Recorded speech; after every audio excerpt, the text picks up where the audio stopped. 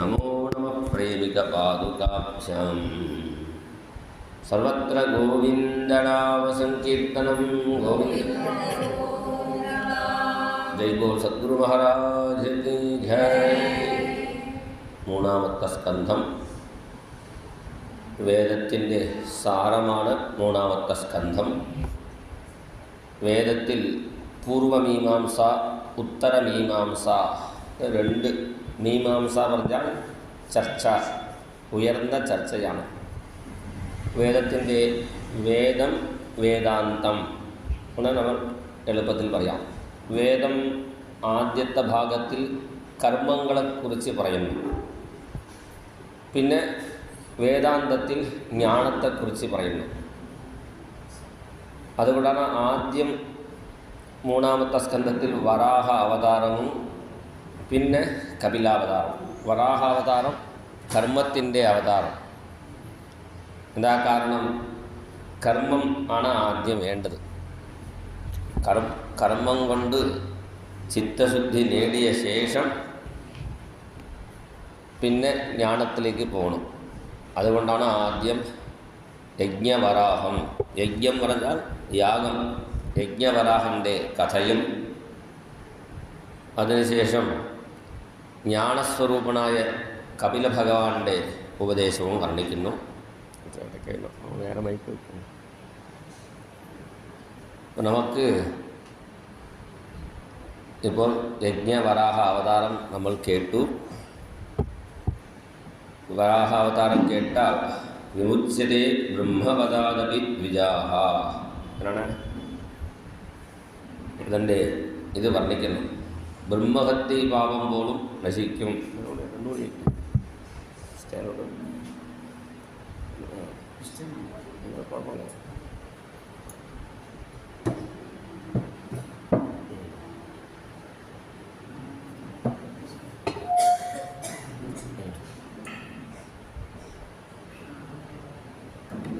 വിമുച്യതേ ബ്രഹ്മപദാദപി ദ്വിജാഹ. ബ്രഹ്മഹത്യ പാപം പോലും നശിക്കും എന്നാണ് വരാഹ ഭഗവാന്റെ ചരിത്രത്തിൻ്റെ ഫലശ്രുതി വർണ്ണിക്കുന്നു. മാത്രമല്ല, ഏതൻ മഹാപുണ്യം, ഏറ്റവും പുണ്യമായ ചരിത്രം. വേദത്തിൽ പറഞ്ഞ ഏറ്റവും വലിയ പാപം ബ്രഹ്മഹത്യ പാപം, ഏറ്റവും വലിയ പുണ്യം അശ്വമേധയാഗം. ഇത് രണ്ടും ചെയ്യാൻ പറ്റാത്തവർക്കാണ് ഈ വരാഹാവതാരം വായിച്ചാൽ മതി. ഏറ്റവും വലിയ പുണ്യം അശ്വമേധയാഗത്തിൻ്റെ ഫലവും കിട്ടും. ഏറ്റവും വലിയ പാപം ബ്രഹ്മഹത്യ പാപവും നശിക്കും. ഈ വരാഹാവതാരം വായിക്കാൻ അറിയാത്തവർക്ക് ഒരു എളുപ്പ വഴി കൂടിയുണ്ട്. അതെന്താണ് ചോദിച്ചാൽ, കുംഭകോണം തമിഴ്നാട്ടിൽ, അവിടെ അടുത്ത് തിരുവിടൈമരുതൂർ മധ്യാർജുന ക്ഷേത്രം, ഒരു ശിവക്ഷേത്രമുണ്ട്. അവിടെ തൊഴുതാൽ മതി, ബ്രഹ്മഹത്യ പാപവും നശിക്കും. അമ്മയ ആ ക്ഷേത്രത്തിൽ ജനിച്ച അമ്മയാണ്. തിരുവിടമരുതൂർ മധ്യാർജുന ക്ഷേത്രത്തിൽ ജനിച്ച അമ്മയാണ്. അപ്പോൾ അത് വലിയ പുണ്യമാണ്. അവിടെ ഒരു രാത്രി താമസിച്ചാൽ മതി. ശൗര്യേനവ ശങ്കര സേവയാവ ശാത്തോദരി സംഗമ വാഞ്ചയാവ പുംസാമുഷിത്വാ പുനരേകരാത്രം മധ്യാർജുനേനാസ്തി ശരീരബന്ധ. കള്ളനായിട്ട് അവിടെ വന്നാൽ മതി.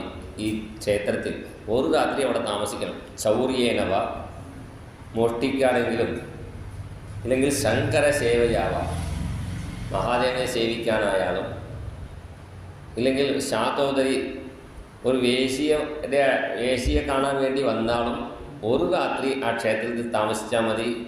പിന്നെ അവർക്ക് മധ്യാർജുനേ നാസ്തി ശരീരബന്ധ, അവർക്ക് വീണ്ടും ജന്മം എടുക്കേണ്ടി വരില്ലേ എന്നാണ് ആ ക്ഷേത്രത്തിൻ്റെ മഹാത്മ്യം.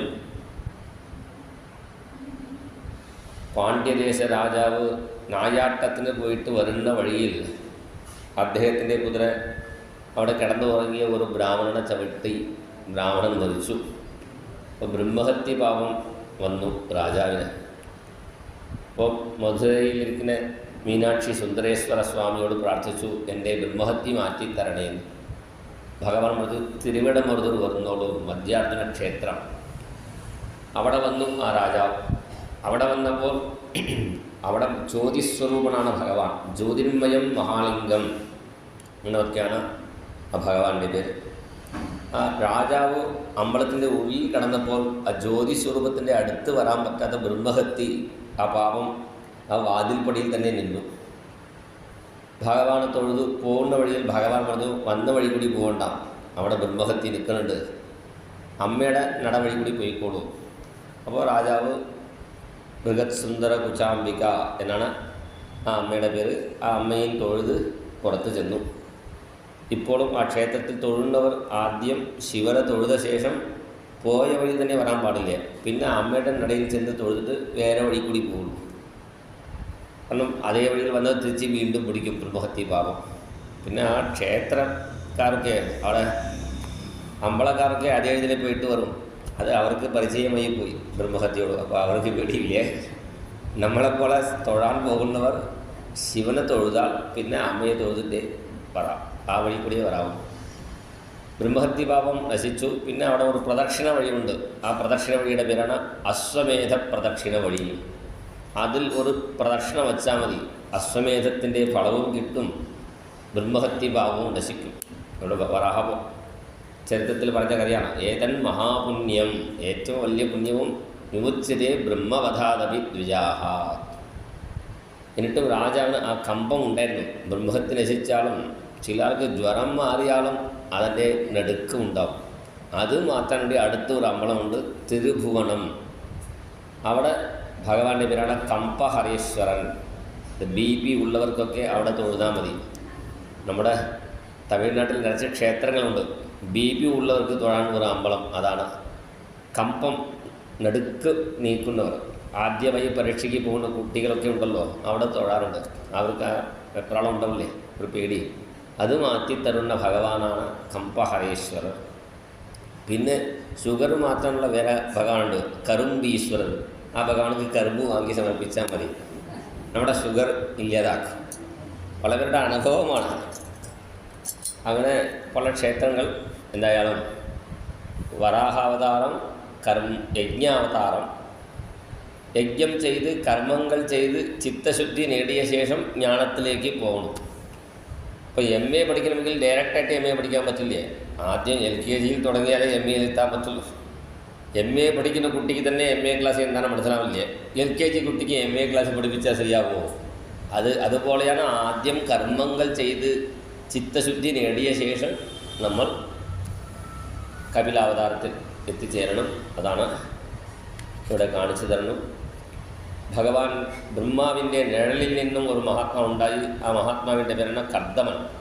ആ കർദമ പ്രജാപതിയോട് ബ്രഹ്മാവ് സൃഷ്ടി ചെയ്തോളാൻ പറഞ്ഞപ്പോൾ അദ്ദേഹം തപസ് ചെയ്തു. പണ്ടൊക്കെ സൃഷ്ടി ചെയ്യണമെങ്കിൽ തപസ് ചെയ്യാൻ പോകും. പ്രജാസ്തജേതി ഭഗവാൻ കർദമോ ബ്രഹ്മണോദിതഃ സരസ്വത്യാം തപസ്തേപേ സഹസ്രാണാം സമാദശ തതസ്സമാധിയുക്തേന ക്രിയായോഗേന കർദമഃ സംപ്രവേദേ ഹരിം ഭക്ത്യാ പ്രപന്നവരദാസുഷം. 10,000 കൊല്ലം തപസ് ചെയ്തു. എന്നിട്ടും ഭഗവാൻ വന്നില്ല. ഭഗവാനക്ക് വിലയില്ലല്ലോ. ഇത്ര കൊല്ലം തപസ് ചെയ്താൽ ഭഗവാൻ കിട്ടും പറഞ്ഞാൽ, ഇത്ര നാമം ജപിച്ചാൽ ഭഗവാൻ കിട്ടും പറഞ്ഞാൽ പിന്നെ ഭഗവാനക്ക് വിലയായി പോകും. ഭഗവാനക്ക് വിലയില്ലാത്ത ആളാണ്, അമൂല്യ വസ്തുവല്ലേ ഭഗവാൻ. അപ്പോൾ ഇദ്ദേഹം തപസ് ചെയ്തിട്ട് ഭഗവാനോട് പറഞ്ഞു, ഭഗവാനെ നിന്നെ കാണാൻ എനിക്ക് ഒരു വഴിയില്ലല്ലോ, ഞാൻ എങ്ങനെ നിന്നെ കാണും എന്ന് പറഞ്ഞ് കരയുമ്പോൾ എന്തായി, ഭഗവാൻ പ്രത്യക്ഷപ്പെട്ടു.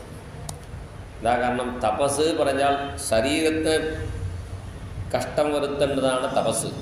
മനസ്സ് ഉരുകുന്ന ഉള്ളു ചുട്ട് വിളിക്കേണ്ടതാണ് ഭക്തി. തപസ് ചെയ്താൽ വരില്ല ഭഗവാൻ. നാഹം വേദേഹി ന തപസ നദാനേന നചേജ്ജയ. അപ്പോൾ ഭഗവാനക്ക് ആ ഭക്തി കൊണ്ട് കണ്ണുനീർ ഒഴിക്കണം. ചില ആളുകൾ ഇടയ്ക്ക് കണ്ണുനീർ ഒഴിക്കാറുണ്ട്. അത് മായ കണ്ണുനീരാണ്. ഒറിജിനൽ കണ്ണുനീർ വരണമെങ്കിൽ 10,000 കൊല്ലം തപസ് ചെയ്യണം. അങ്ങനെ തപസ് ചെയ്തവർക്ക് മാത്രമേ ആ ഒറിജിനൽ കണ്ണുനീർ, ഭഗവാനെ കാണാനുള്ള ആ ഭക്തി കണ്ണുനീർ, ചൈതന്യ മഹാപ്രഭുവിനെ പോലെ യുഗായിതം നിമേഷേണ ചക്ഷുഷാ പ്രാവൃഷായിതം ശൂന്യായിതം ജഗത്സർവം ഗോവിന്ദ വിരഗേണ മേ. അങ്ങനെ ചൈതന്യ മഹാപ്രഭു വിളിച്ചതുപോലെ കണ്ണീര് കൊണ്ട് വിളിച്ചപ്പോൾ ഭഗവാൻ മുമ്പിൽ പ്രത്യക്ഷപ്പെട്ടു.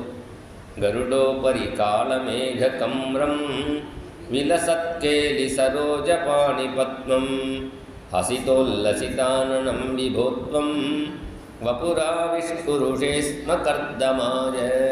കർദ്ദമൻ്റെ മുന്നിൽ ഭഗവാൻ പ്രത്യക്ഷപ്പെട്ടു. ഇവിടെ ഭാഗവതത്തിൽ പറയുന്നു കൃതേ ശുക്ല. ഭഗവാൻ നല്ല വെളുത്ത കളർ. സാധാരണ ഭഗവാൻ നീല കളറല്ലേ, കൃതയുഗമാകുമ്പോൾ വെളുത്ത കളറാണ്. ശ്വേതച്ഛായം എന്ന് ഭട്ടത്തിൽ കണ്ടിട്ടുണ്ട്. സതം വിരജമർക്കാഭം സിതപത്മോദ്വലസ്രജം. നല്ല വെളുത്ത കളറാണ്. വെളുത്ത കളർ മാത്രമല്ല, ഭഗവാനുക്ക് പല കളറുണ്ട്. കാഞ്ചീപുരത്തിൽ പച്ചൈവണ്ണൻ പവഴവണ്ണൻ 2 പെരുമാളുടെ ക്ഷേത്രമുണ്ട്. പച്ചക്കലറിൽ ഒരു ഭഗവാനും പവളവണ്ണൻ നല്ല ചെവപ്പ് കളറിലുള്ള ഭഗവാൻ. ഓരോരോ യുഗത്തിൽ ഓരോരോ കളറാണ് പറയുന്നുണ്ട് ഭാഗവതത്തിൽ. കൃതയുഗത്തിൽ വെള്ള കളറും ത്രേതായുഗത്തിൽ ചെവപ്പ് കളറും പിന്നെ ദ്വാപരയുഗത്തിൽ ഒരു പച്ച കളറും രാമവൻ. പിന്നെ കൃഷ്ണാവതാരത്തിൽ കലിയുഗത്തിൽ നീല കളറാണ്. അതാ ഗുരുവായൂരപ്പൻ. അപ്പോൾ പച്ചൈവണ്ണൻ പവളവണ്ണൻ 2 ദിവ്യക്ഷേത്രമുണ്ട്. കാഞ്ചീപുരം പോയാൽ നിങ്ങൾ തൊഴാൻ പോയിക്കോളും. അശ്വിനി ദേവന്മാർ പ്രതിഷ്ഠിച്ച ഭഗവാനാണ് പച്ചൈവണ്ണൻ പവളവണ്ണൻ. ഇവിടെ മണിവർണ്ണനായിട്ട് നല്ല വെളുത്ത കളലിലാണ്.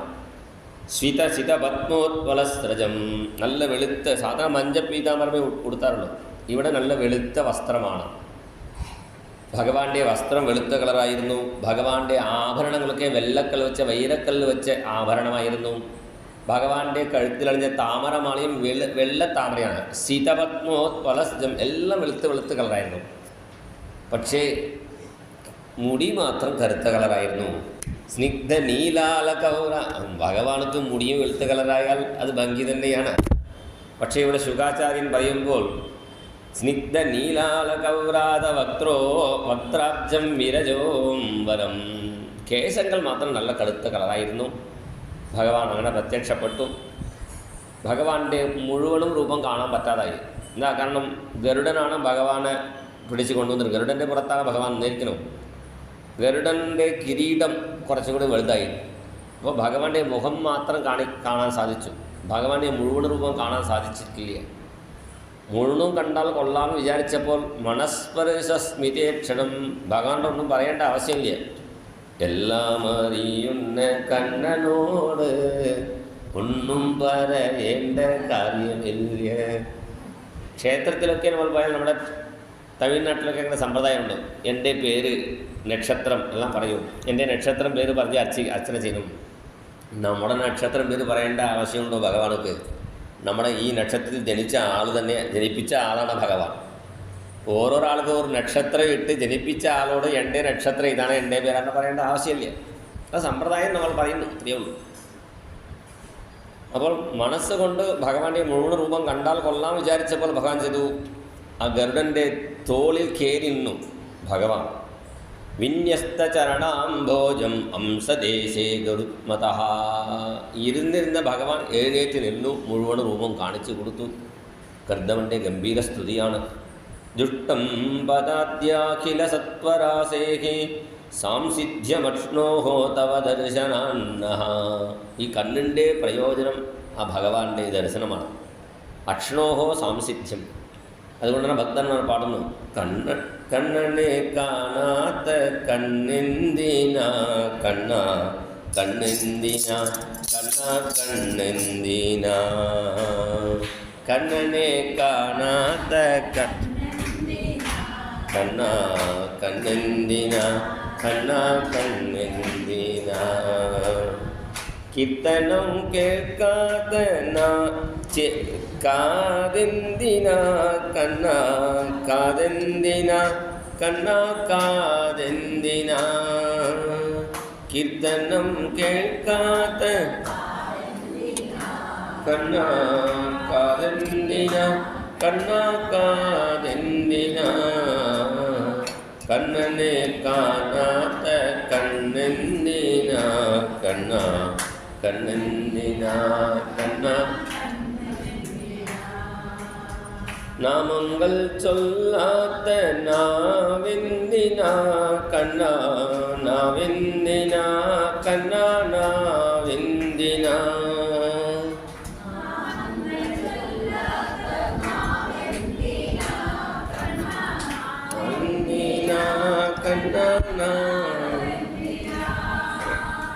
കണ്ണനെ കാണാത്ത കണ്ണെന്തിനാ കണ്ണ കണ്ണെന്തിനാ കണ്ണനെ കൂപ്പാത്ത കൈയെന്തിനാ കണ്ണ കൈയെന്തിനാ കണ്ണ കൈയെന്തിനാ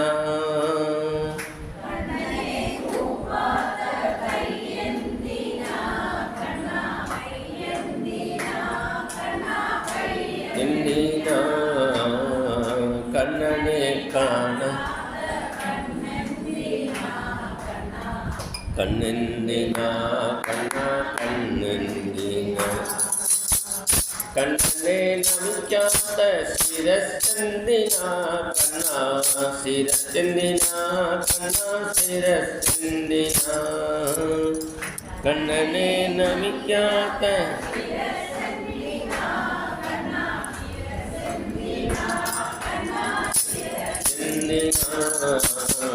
കണ്ണനെ കാണാത്ത കണ്ണെന്തിനാ കണ്ണ കണ്ണെന്തിനാ കണ്ണനെ സ്മരിക്കാത്ത മനസ്സെന്തിനാ കണ്ണ മനസ്സെന്തിനാ കണ്ണ മനസ്സെന്തിനാ കണ്ണനെ സ്മരിക്കാത്ത കണ്ണ മനസ്സെന്തിനാ കണ്ണ കണ്ണനെ കാണാത്ത കണ്ണെന്തിനാ കണ്ണ കണ്ണെന്തിനാ കണ്ണ കണ്ണെന്തിനാ കണ്ണെന്തിനാ കണ്ണ കണ്ണെന്തിനാ സാംസിദ്ധ്യം അഷ്ണോ തവ ദർശനം കണ്ണ് സഫലമാവണമെങ്കിൽ ഗുരുവായൂരപ്പണ കാരണം ഇവിടെ വന്ന് സത്സംഗത്തിൽ ഇവിടെ വന്ന് ഭഗവാനെ കണ്ടാൽ മതി. യദ്ദർശനം ജന്മഭിരീഡ്യ സദ്ഭിഹി ആശാസ്തേ യോഗിനോ രൂഢയോഗാഃ. പക്ഷേ ഭഗവാൻ നേരിട്ട് വന്നാലും നമ്മൾ ഭഗവാനോട് വേണ്ടത് ചോദിക്കാറേ ഇല്ല. ഇവിടെ പറയുന്നു കർദ്ദമൻ, നമ്മുടെ കഥയാണ് അദ്ദേഹം പറയുന്നു. ഏ മായയാ തേ ഹതമേധസഃ ത്വത്പാദാരവിന്ദം ഭവസിന്ധുപൂതം ഉപാസത്തെ കാമലവായ തേഷാം രാസീസ കാമാൻ നിരയേപി യേസ്യുഃ. നരകത്തിൽ കിടക്കുന്ന ജീവനോട് ഭഗവാൻ നേരിട്ട് വന്ന് എന്ത് വേണം ചോദിച്ചാൽ നരകത്തിലിരിക്കുന്ന ജീവൻ എന്ത് ചോദിക്കണം? ഭഗവാനെ നരകത്തിൽ നിന്നും കരയേറ്റനെ അങ്ങനെ പ്രാർത്ഥിക്കാറില്ല. നരകത്തിൽ മധ്യാഹ്നം കഴിക്കാറുണ്ട്, ഉണ്ട കെട്ടി കൊടുക്കാറുണ്ട്, 2 എണ്ണം കൊടുക്കുന്നുണ്ട്, 4 എണ്ണം കിട്ടിയാൽ കൊള്ളാം, ഇത്രയേ പറയുള്ളൂ.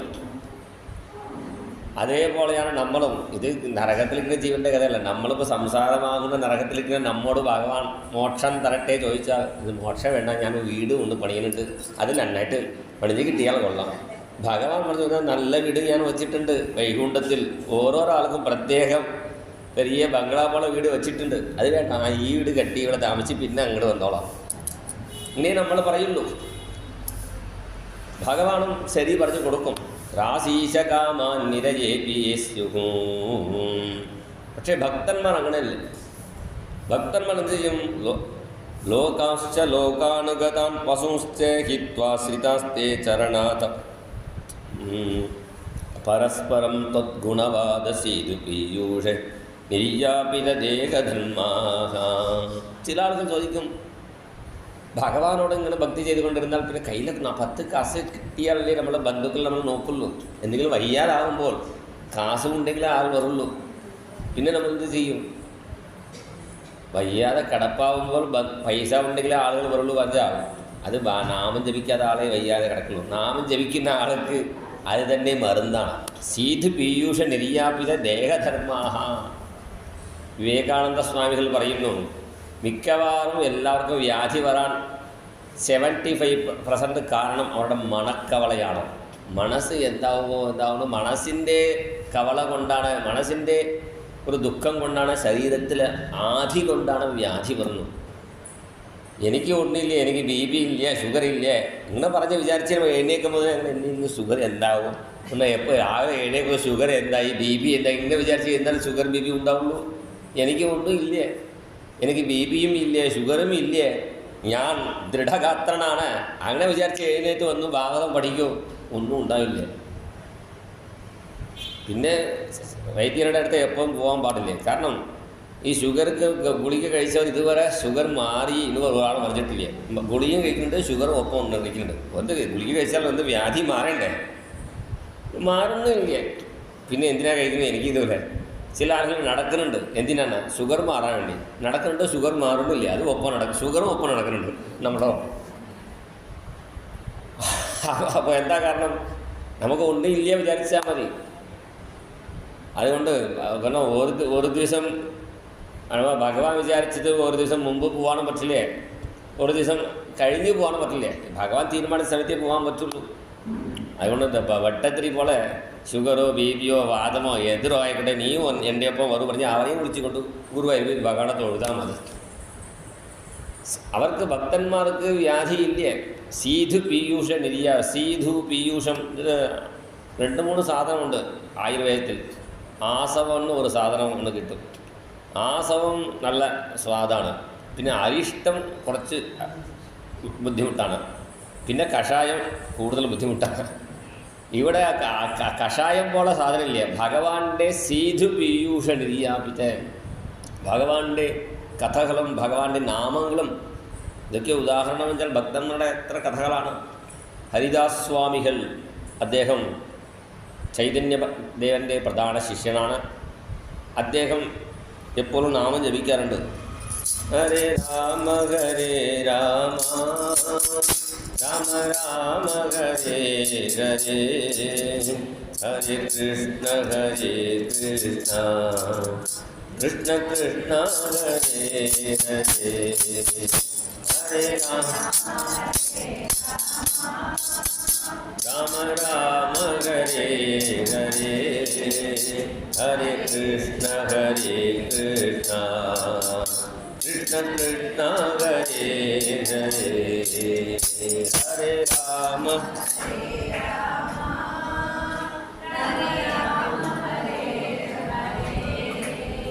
ഹരേ കൃഷ്ണ ഹരേ കൃഷ്ണ കൃഷ്ണ കൃഷ്ണ ഹരേ ഹരേ. ഇത് ഓരോരോ ഗ്രാമത്തിൽ ഇങ്ങനെ നാമം ജപിച്ച് നടക്കാറുണ്ട്. അപ്പോൾ എന്താ, ഇദ്ദേഹത്തിൻ്റെ ഒപ്പം നാമം ജപിക്കാൻ പല ആളുകൾ വരും. പക്ഷേ എന്തായി, അവിടെ ഒരു പാമ്പിൻ്റെ, കുറേ കാലമായിട്ട് ഒരു കാർക്കോടകം തക്ഷകണ പോലെ ഒരു പാമ്പിൻ്റെ ഒരു പുറ്റുണ്ട് അടുത്ത്. അപ്പോൾ അതിൻ്റെ കാറ്റ് കൊണ്ട് എന്തായി, അവിടെ ഒപ്പം നാമം ജപിക്കാൻ പറഞ്ഞവർക്ക് എല്ലാവർക്കും ചൊറിയാൻ തുടങ്ങി. അപ്പോൾ എല്ലാവരും പറഞ്ഞു, ഗുരുനാഥ, ഇവിടെ നിന്ന് ആശ്രമം വേറെ സ്ഥലത്തേക്ക് മാറ്റിയാൽ കൊള്ളാം, ഇവിടെ ഞങ്ങൾക്ക് ഒപ്പം നാമം ജപിക്കാൻ പറ്റില്ല, ഇവിടെ എന്തോ കാറ്റ് വരുന്നുണ്ട്, എന്തോ ജന്തു ഉണ്ട് തോന്നുന്നു. അപ്പോൾ അദ്ദേഹം പറഞ്ഞു, അവർക്ക് വേണ്ടി നമ്മൾ മാറാൻ പാടില്ലേ, നമ്മൾ ഇവിടുന്ന് നാമം ജപിക്കാം, അവർ പോയിക്കോട്ടെ പറഞ്ഞ് അഖണ്ഡ നാമമായിട്ട് ജപിച്ചു. രാവിലെ തുടങ്ങി വൈകുന്നേരം വരെ. പിന്നെ അഖണ്ഡനാമം ജപിച്ചപ്പോൾ എല്ലാവരും കാണുന്ന രീതിയിൽ ആ പാമ്പ്, ദുഷ്ടജന്തുവായ പാമ്പ്, ഇദ്ദേഹം നാമം ജപിക്കുന്ന സമയത്ത് ഒപ്പം പാമ്പ് ഡാൻസ് ആടി. പിന്നെ അദ്ദേഹത്തിന് നമസ്കരിച്ച് ഞാൻ പോയിക്കോളാൻ പറഞ്ഞ് പോയി. എല്ലാവരും കാണുന്ന രീതിയിൽ അത് പുറത്ത് പോയി, വേറെ സ്ഥലത്തേക്ക് പോയി. കാരണം ഇങ്ങനെ നാമമാകുന്ന സീധു പീയൂഷ നിര്യാപിത ദേഹധർമ്മ, ഈ നാമം കഴിക്കുമ്പോൾ, നാമമാകുന്ന അമൃതം കഴിക്കുമ്പോൾ ഈ വിഷമാകുന്ന വ്യാധികൾ ഒന്നും വരില്ല. അവർക്ക് ദേഹധർമ്മം ഒന്നും ഉണ്ടാവില്ല. ദേഹധർമ്മം പറഞ്ഞാൽ ശരീരത്തിൻ്റെ അസ്വാസ്ഥ്യം മാത്രമല്ല, മനസ്സിൻ്റെ അസ്വാസ്ഥ്യം കൂടി പ്രധാനമാണ്. ഇദ്ദേഹം വളരെ പ്രസിദ്ധനായപ്പോൾ ആ നാട്ടിലിരുന്ന് ഒരു ജമീന്ദാർ, ഒരു പണക്കാരനക്ക് ഇദ്ദേഹത്തിൻ്റെ അസൂയ തോന്നി. അപ്പോൾ എന്ത് ചെയ്തു, ഒരു വേശ്യ സ്ത്രീയോട് പറഞ്ഞു, ഒന്ന് അദ്ദേഹം രാത്രി തനിച്ച് നാമം ജപിക്കില്ലേ, ഒപ്പം നാമം ജപിക്കുന്നതിൽ ചെന്ന് അദ്ദേഹത്തിന് ഇങ്ങനെ ഒരു ചീത്തപ്പേര് ഉണ്ടാക്കിക്കോളൂ. അപ്പോൾ എല്ലാവരും നാമം ജപിച്ച് വൈകുന്നേരം രാവിലെ മുതൽ വൈകുന്നേരം നാമം ജപിച്ച് എല്ലാവരും പുറപ്പെട്ടു പോകും. ഈ വേഷി എന്ത് ചെയ്തു? രാത്രി 10 മണിക്ക് നല്ല ഭംഗിയായി വേഷം കെട്ടി ഒപ്പം നാമം ജപിച്ചു. ആ വേഷി വിചാരിച്ചു കണ്ണ് തുറന്ന് ഇതിനെ നോക്കും, നോക്കിയാൽ ശരിയാവും വിചാരിച്ചു. ഇദ്ദേഹം നോക്കാറില്ലല്ലോ, കണ്ണടച്ചാണ് നാമം ജപിക്കുന്നു. അപ്പോൾ എന്തായി? രാത്രി മുഴുവനും ഇദ്ദേഹത്തിനൊപ്പം നാമം ജപിച്ചപ്പോൾ വേശിക്ക് നല്ല ബുദ്ധി ഉണ്ടായി. വേശി രാവിലെ എഴുന്നേറ്റ് നമസ്കരിച്ചു. ഗുരുനാഥ, നിങ്ങളെ പറ്റിക്കാൻ വേണ്ടി വന്നതാണ്, ഞാൻ നേരിട്ട് വന്നില്ലേ, ഉള്ള ഒരാൾ എന്നെ പറഞ്ഞു വിട്ടതാണ്, പൈസ കൂടി കൊടുത്തു 1000 രൂപ, അത് നിങ്ങൾക്ക് ദക്ഷിണയായിട്ട് സമർപ്പിക്കാം എന്ന് പറഞ്ഞ് നമസ്കരിച്ച് പോയി. അതാണ് ചീതു പീയൂഷ നിര്യാപിത ദേഹധർമ്മ. മഹാത്മാക്കളുടെ അടുത്ത് വരുന്നവർക്കും ആ ബുദ്ധികളൊക്കെ ഉണ്ടാവില്ലേ? ഇവിടെ പറയുന്നു തഥാ സച്ചാഹം പരിബോധു കാമഹ സമാനശീലം. എൻ്റെ അച്ഛനെ വിവാഹം കഴിക്കണം പറഞ്ഞിട്ടുണ്ട്, അതിന് ഒരു പറ്റിയ പെൺകുട്ടി കിട്ടിയാൽ കൊള്ളാം എന്ന് പറഞ്ഞപ്പോഴാണ് ഭഗവാൻ പറഞ്ഞു, ഇപ്പോൾ പെൺകുട്ടി തന്നെ കിട്ടുന്നില്ലേ, അപ്പോൾ നല്ല പെൺകുട്ടി കിട്ടാൻ വളരെ ബുദ്ധിമുട്ടാണ്. കിട്ടിയ പെൺകുട്ടി കഴിക്കാൻ പിന്നെ നന്നാക്കാൻ ശ്രമിക്കാം, അത്രയേ പറ്റുള്ളൂ. പക്ഷേ കുഴപ്പമില്ല, നിനക്ക് പെൺകുട്ടിയുടെ ബുദ്ധിമുട്ടില്ല, നിനക്ക് പെൺകുട്ടി ഞാൻ തന്നെ ആലോചിച്ച് വെച്ചിട്ടുണ്ട്. സ്വയംഭൂമനുണ്ട് രണ്ടാമത്തെ പെൺകുട്ടിയായ ദേവഭൂതിയെ വിളിച്ചുകൊണ്ട് മറ്റന്നാൾ ഇവിടെ വരും. ഭഗവാൻ ഡേറ്റ് ഇവിടെ വർണ്ണിക്കണം, പരസ്വോ ധർമ്മഗോവിദ, മറ്റന്നാൾ ഇവിടെ വരും. ആ പെൺകുട്ടിയെ വിവാഹം കഴിച്ചോളൂ. നിങ്ങൾ 2 പേർക്കും 9 പെൺമക്കൾക്ക് ശേഷം 10ാവനായി ഞാൻ തന്നെ കപിലനായി അവതാരം ചെയ്ത് അമ്മയ്ക്ക് ഉപദേശിക്കും എന്ന് പറഞ്ഞ് ഭഗവാൻ പുറപ്പെടാൻ തയ്യാറായപ്പോൾ കർദമനുക്ക് തോന്നി ഭഗവാന്റെ മുൻവശം മാത്രമേ കണ്ടിട്ടുള്ളൂ, തിരിഞ്ഞ് നിന്ന് പിൻവശം കൂടി കാണാലേ ഭഗവാന്റെ ഭംഗി. അങ്ങനെ മനസ്സിൽ വിചാരിച്ചപ്പോൾ മനസ്പർശസ്മിതേക്ഷണം എന്നെ ഭഗവാൻ ചെയ്തു. ഗരുഡൻ പെട്ടെന്ന് പുറപ്പെടുന്ന ഗരുഡനെ ഒന്ന് കണ്ട് വിരൽ കൊണ്ട് ഒന്ന് തോണ്ടി. എന്താണോ ഗരുഡൻ മനസ്സിലായി. ഇപ്പോൾ ഗരുഡൻ അങ്ങനെ തിരിഞ്ഞു നിന്നപ്പോൾ തൻ്റെ പിന്നിലുള്ള സൗന്ദര്യം കൂടി കാണിച്ചു കൊടുത്തു. പിന്നെ ഭഗവാൻ നോക്കുമ്പോൾ കർദമൻ്റെ ഒപ്പം പല ഋഷീശ്വരന്മാർ തപസ് ചെയ്യുന്നത് കണ്ടു. ഓരോ ഋഷിക്ക് ഇങ്ങനെ ഓരോ പ്രാവശ്യം വരാൻ പറ്റില്ലേ, പോകുന്ന ഇവിടെയിൽ എല്ലാവർക്കും ഫ്ലൈയിങ് വിസിറ്റ് ആവട്ടെ എന്ന് വിചാരിച്ച് ഭഗവാൻ പറന്നുകൊണ്ട് എല്ലാവർക്കും അവിടെ കർദമൻ്റെ ഒപ്പം തപസ് ചെയ്യുന്ന എല്ലാ സിദ്ധന്മാർക്കും താഴോട്ട് സാധാരണ മേപ്പോട്ട് പറക്കുന്ന ഗരുഡൻ താഴോട്ട് പറന്നു വന്നു. പിന്നെ മുകളിലുള്ള സിദ്ധന്മാർക്കും എല്ലാവർക്കും ദർശനം കൊടുത്തുകൊണ്ട് ഭഗവാൻ മറഞ്ഞു. ഭഗവാൻ മറഞ്ഞ ശേഷം ഭഗവാന്റെ ആ രൂപം ധ്യാനിച്ചുകൊണ്ട് കർദമൻ തപസ്സിലിരിക്കുമ്പോഴാണ് സ്വയംഭൂമണു തൻ്റെ രണ്ടാമത്തെ പെൺകുട്ടിയായ ദേവഭൂതിയെ വിളിച്ചുകൊണ്ട് വന്നു പ്രാർത്ഥിച്ചു, എൻ്റെ പെൺകുട്ടിയെ സ്വീകരിക്കണം. അപ്പോൾ കർദമൻ ഒരു നിർബന്ധം വച്ചു. നിബന്ധന എന്താണ്? ഒരു ആൺകുട്ടി ജനിച്ചാൽ ഞാൻ സന്യസിക്കും, സമ്മതമാണോ ചോദിച്ചപ്പോൾ ദേവഭൂതി സമ്മതം പറഞ്ഞു. വിവാഹം കഴിഞ്ഞ് ഇത്ര വലിയ രാജാവാണ്, ചക്രവർത്തിയായ സ്വയംഭുവ മണു തൻ്റെ പെൺകുട്ടിയെ ഒരു സാധാരണക്കാരനൊക്കെ ഒന്നുമില്ലാതെ ഈ കർദമനുക്ക് വിവാഹം കഴിച്ച് കൊടുത്തില്ലേ ചോദിച്ചാൽ, മണുവും അത്ര വലിയ സിദ്ധനാണ്, തപസ്വിയാണ്. രാജാവ് പറയുമ്പോൾ ചിലപ്പോൾ ചാമരം വേണം, കൊട വേണം, അതിനു വേണ്ടി ചാമരം, കൊട, സിംഹാസനമേ ഉള്ളൂ. പക്ഷേ ഈ സ്വയംഭവ മണുവും എപ്പോഴും ഭഗവാന്റെ കഥകൾ കേട്ടിരിക്കുന്ന ആളാണ്. അയാതയാമാസ്തസ്യാസന്യാമാസ്വാന്തരയാപണാഹ ശൃണ്വതോ ധ്യായതോ വിഷ്ണോ കുർവതോ ബ്രുവതഃ കഥാഹ. എപ്പോഴും ഭഗവാന്റെ കഥകൾ പറഞ്ഞുകൊണ്ടും കേട്ടുകൊണ്ടും. ഏറ്റവും വലിയ ആളാണ് ഭൃഗു മഹർഷി. ആ ഭൃഗു മഹർഷിക്ക് ഉപദേശിച്ചതാണ് മനുസ്മൃതി. മനുവാണ് ഭൃഗു മഹർഷിക്ക് ഉപദേശിച്ചത്. അത്ര വലിയ മഹാത്മാവാണ് മണു എന്ന് മനുവിൻ്റെ പെരുമയോടെ എടുത്തു പറയുന്നു. മണു പുറപ്പെട്ട ശേഷം കർദമൻ വീണ്ടും കണ്ണടച്ച് തപസ് ചെയ്തു. തപസ് ചെയ്തപ്പോൾ എന്തായി? സമയം പോയത് അറിഞ്ഞിട്ടില്ലേ. കണ്ണ് തുറന്നു നോക്കുമ്പോൾ 18 വയസ്സ് പ്രായത്തിൽ വന്ന ദേവഭൂതി ഇപ്പോൾ മാറിക്കഴിഞ്ഞിരിക്കണം. അത് ഇപ്പുറമായി 80 ഇപ്പുറമുള്ള ഒന്ന് അപ്പുറമായി 81 വയസ്സ് മുത്തശ്ശിയായി മാറി. അപ്പോഴാണ് കർദമൻ വിചാരിച്ചു, ഈ പെൺകുട്ടിക്ക് വേണ്ട സൗകര്യം ഒരു സുഖമൊന്നും കൊടുത്തിട്ടില്ലല്ലോ. ഇവിടെ പറയുന്നു ഭവാനീവ ഭവം പ്രഭും. പാർവതി ദേവി എങ്ങനെയാണോ മഹാദേവന്, കാരണം കാമത്തെ പൊശിക്കിയ ആളല്ലേ, കാമമുള്ള ഭർത്താവ് വിവാഹം കഴിച്ചാൽ കുഴപ്പമില്ല. കാമമേ ഇല്ലാതെ കാമത്തെ ഭസ്മമാക്കിയ മഹാദേവനെ എങ്ങനെ പരിചര്യ ചെയ്തുവോ പാർവതി ദേവി അതുപോലെ ചെയ്തു. ഭവാനീവ ഭവം പ്രഭും. അപ്പോൾ കർദമൻ വിചാരിച്ചു ഈ ദേവഹൂതിക്ക് വേണ്ട ഒരു സൗഖ്യം തരണം. അപ്പോൾ ദേവഹൂതിയോട് പറഞ്ഞു, അവിടെ കുളമുണ്ടല്ലോ, ഭഗവാൻ കർദമൻ്റെ സ്തുതി കേട്ട് കണ്ണുനീർ ഒഴിച്ചു. ആ കണ്ണുനീർ ഒഴിച്ച സ്ഥലം ഒരു ബിന്ദു സരസ് എന്ന തീർത്ഥക്കുളമായി മാറി. നമ്മുടെ ഭാരതദേശത്തെ എന്താണ് പെരുമ? വലിയ വലിയ പുണ്യ തീർത്ഥക്കുളങ്ങളാണ്. പ്രധാനമായിട്ടും 4 സരസ്: മാനസ സരസ്, ബിന്ദു സരസ്, പമ്പാ സരസ്, നാരായണ സരസ്. നാരായണ സരസ് ഇവിടെ തൊട്ടടുത്താണ്, നമുക്ക് ഗുരുവായൂരിൽ.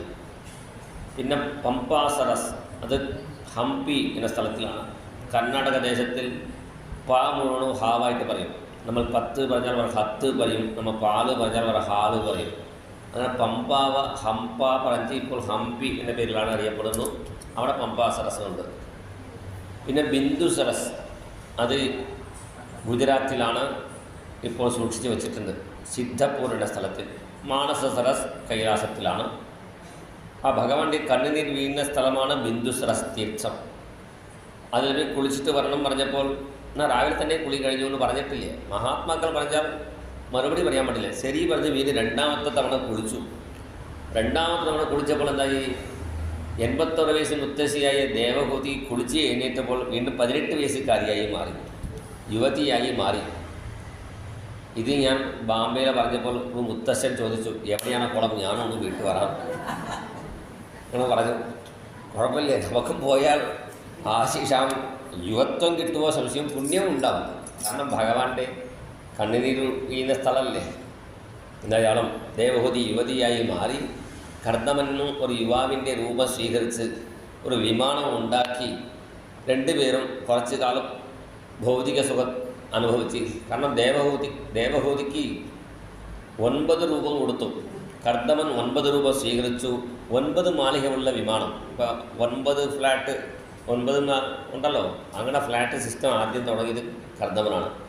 9 തലമുള്ള 9 മാളികയുള്ള ഒരു വിമാനം. 9 രൂപം ദേവഹൂതിക്ക്, 9 രൂപം കർദമനും. നോധാവിധായ രൂപം സ്വം സർവസങ്കൽപ്പവിത് വിഭു.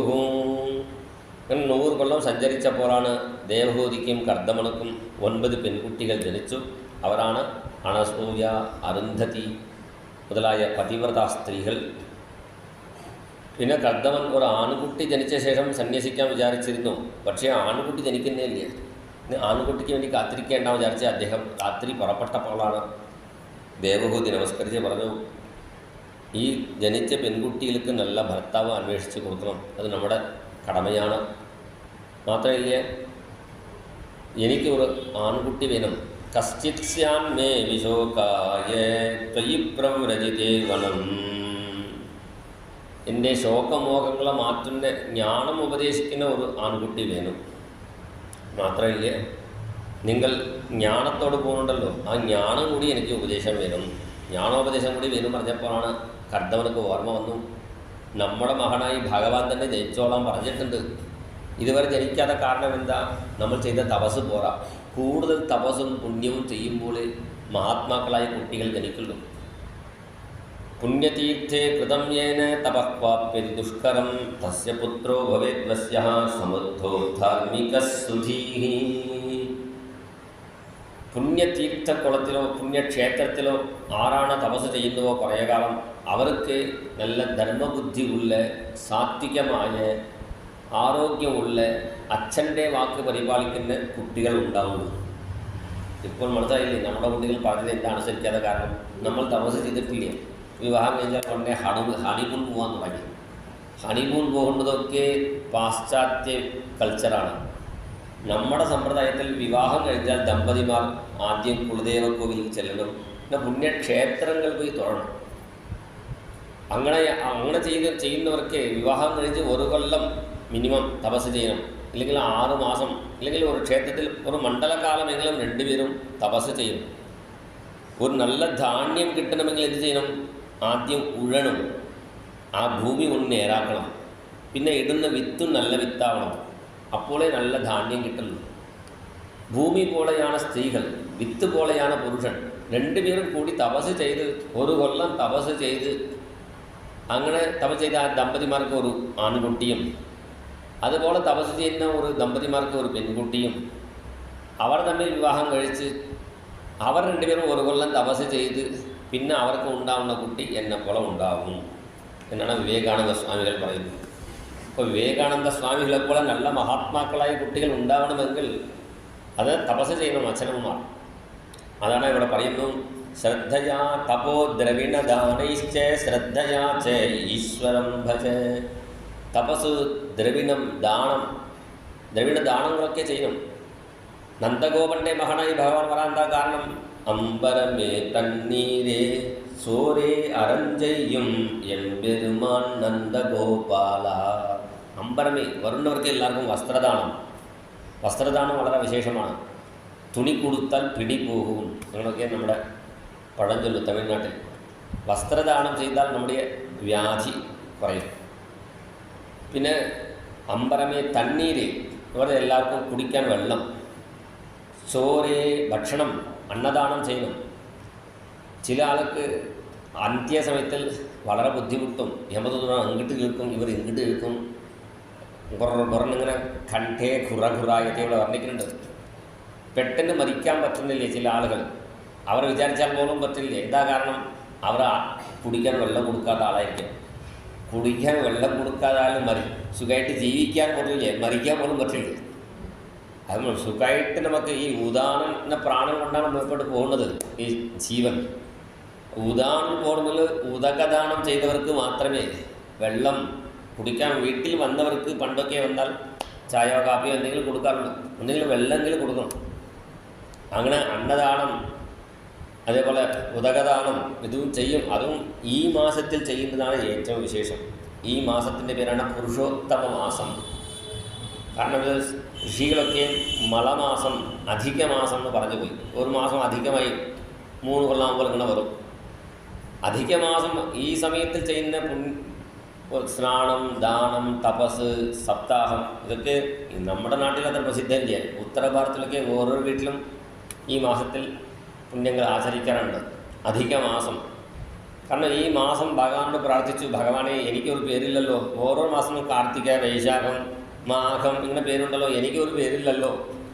അപ്പോൾ ഭഗവാൻ പറഞ്ഞു, എൻ്റെ പേര് പുരുഷോത്തമൻ, എൻ്റെ പേരിനെ നിനക്ക് തരാം. അങ്ങനെ പറഞ്ഞ് ഈ മാസത്തിന് പുരുഷോത്തമ മാസം എന്നാണ് പേര്. അധിക മാസം പറയും. അധിക മാസം പറയാൻ എന്താ കാരണം? അധികമായി വന്ന മാസമില്ല, ഈ മാസത്തിൽ ചെയ്യുന്ന പുണ്യങ്ങളൊക്കെ അധികമാവും, കൂടുതലാവും. അതുകൊണ്ടാണ് അധിക മാസം പറയും. അങ്ങനെ അമ്പരമേ തണ്ണീരേ സോരേ അറഞ്ചയും, ഇങ്ങനെ നല്ല ധർമ്മങ്ങൾ ചെയ്യുമ്പോൾ മാത്രമേ നല്ല കുട്ടികൾ ഉണ്ടാവുള്ളൂ.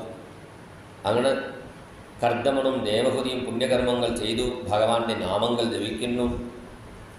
മാധവ കൃഷ്ണ മധുസൂദന കൃഷ്ണ, മാധവ കൃഷ്ണ മധുസൂദന കൃഷ്ണ, മാധവ കൃഷ്ണ മധുസൂദന കൃഷ്ണ, മാധവ കൃഷ്ണ മധുസൂദന കൃഷ്ണ, യാദവ കൃഷ്ണ യദുനന്ദന കൃഷ്ണ, യാദവ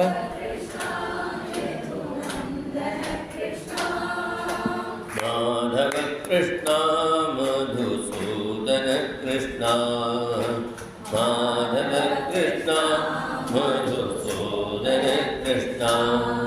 ജയ രാധേ ജയ രാധേ ജയ രാധേ രാധേ രാധേ, ജയ രാധേ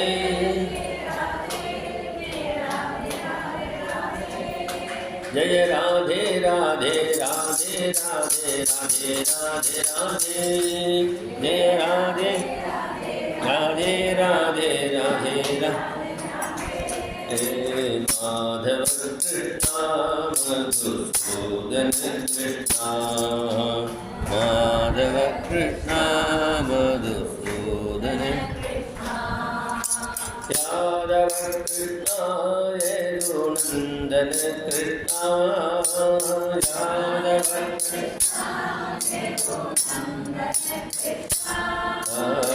माधव कृष्ण मधुसूदन कृष्ण माधव कृष्ण मधुसूदन कृष्ण. നാമം ജപിച്ച ശേഷം കുറേ കാലം കഴിഞ്ഞ് ഭഗവാൻ അവരുടെ മുന്നിൽ പ്രത്യക്ഷപ്പെട്ടു.